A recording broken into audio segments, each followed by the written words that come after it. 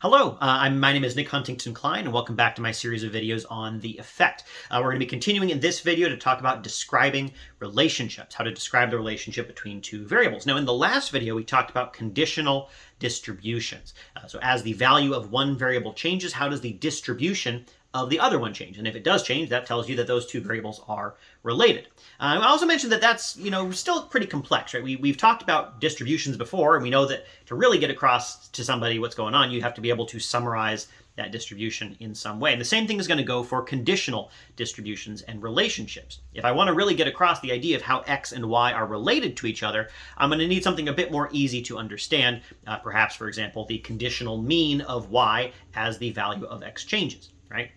I showed also one way to summarize that distribution by binning up x into different bins and looking at the average of y within each of those bins. But that's a pretty sort of ad hoc, kind of weird way to describe that. A more common way is to do something called line fitting. We're going to have some way of creating a line or a shape in some way that's going to describe the relationship between x and y. You can look at the shape, you can plug in some value of x along the x-axis, and then whatever value you see on the line, that is going to describe the conditional mean of y at that value of x, which is going to give us how the conditional distribution of y changes as you change the value of x. Straightforward enough. So how can we do this? How can we choose a shape that's going to help summarize this relationship for us? Well, one thing we can do is we can take that same binning idea that we had before and just sort of make the bins a lot smaller. And that is what's going to be known as something called non-parametric regression, where we're just simply taking values around a very narrow range, and we're sort of asking what the average is in that range, or doing some sort of adjustment or calculation in that range. So let's say that we're looking at the relationship between what your body mass index is and how much vitamin E you choose to take, right? Sort of continuing on from our example last time.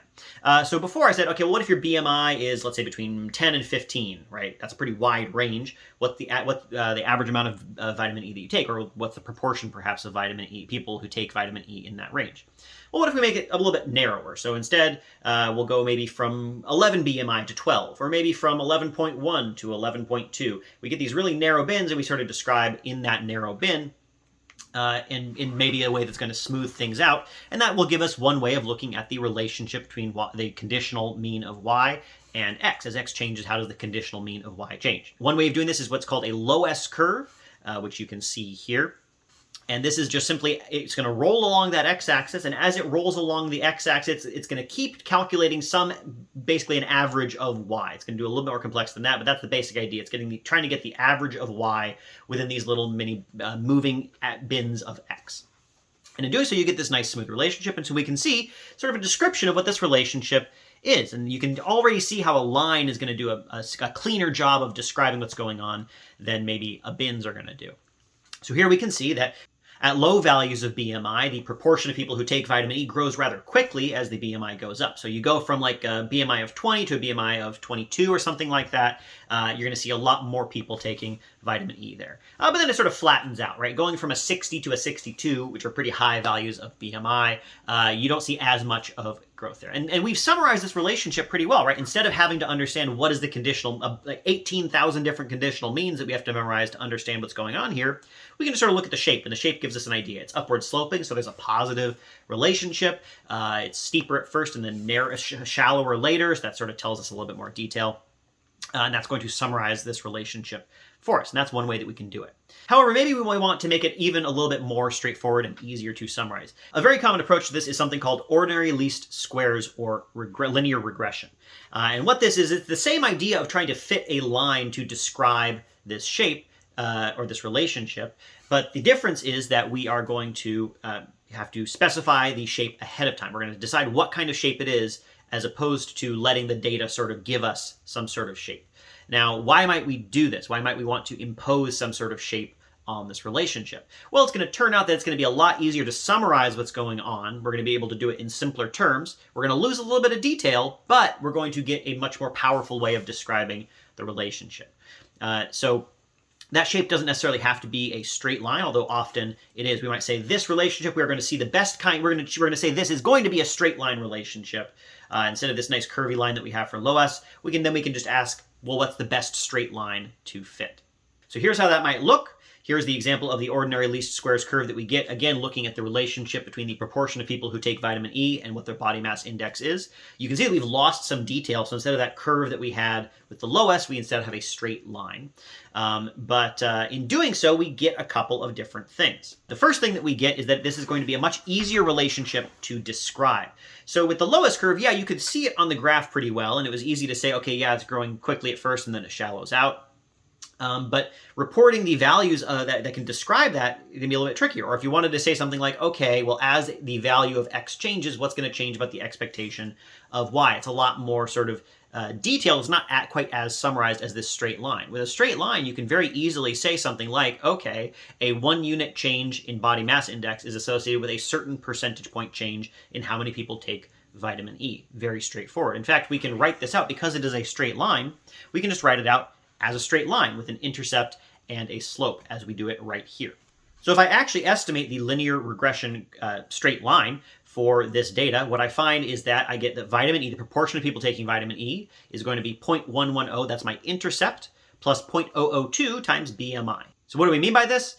First of all, we can look at that 0.110, that's the intercept of a line. It works just like a regular line. If we plug in 0 for BMI, if it were somehow possible to have 0 body mass index, then we would predict that 11% of people would take vitamin E.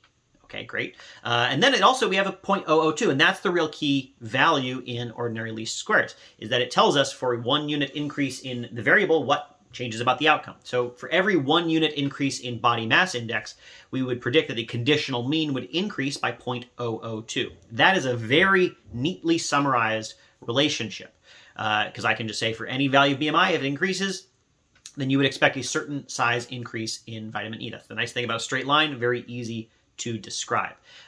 Ordinary least squares also has a lot of nice statistical properties that make it easy to work with. It's very easy, for example, to describe the sampling distribution of ordinary least squares coefficients in a way that's a bit harder for a LOESS curve or something more flexible.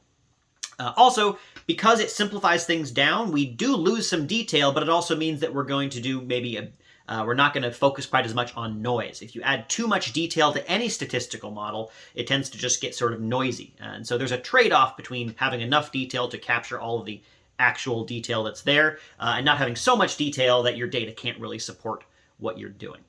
So simplifying a little bit, even if you do lose a little bit of detail, and we clearly had some, right, that curve has gone away, might be worth it. Now that said, we are going to be able to fit a curvy line with linear regression. I'm not going to talk about that right now. In fact, there's a number of additional details with linear regression that we're not going to talk about until we get to chapter 13. And we'll cover stuff like, fitting a curvy line, how you can use it to replace all sorts of other things like comparisons of means or ANOVAs. Those are all just sort of special cases of regression. But for now, the basic idea is we are fitting a line. This way that we can do it summarizes the relationship very neatly. And if we just look at that slope parameter, if that slope parameter is positive, that tells us that these two variables are positively related. If it's negative, that tells us that these two variables are negatively related in a linear way.